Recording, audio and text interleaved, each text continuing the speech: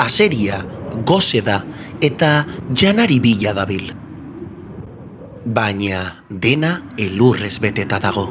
Animali gehiene alde egin dute eta ez dago janaririk. Baina bera oso azkarra da eta badaki janaria nola bilatu. Isil geratu da dena entzuten.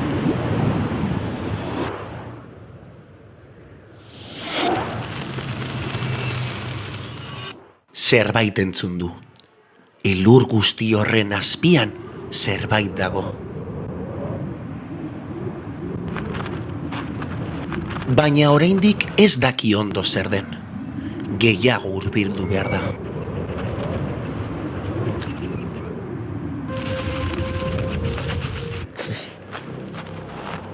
Bere belarri handiekin, elur azpian dauden zarata guztiak entzuten ditu. Badaki zer den. Sagutxo bat.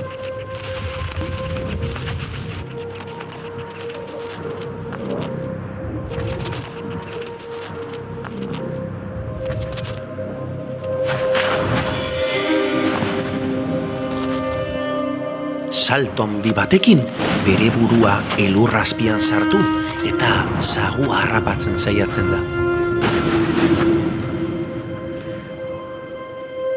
Hasieran ez du lortzen, baina azkenean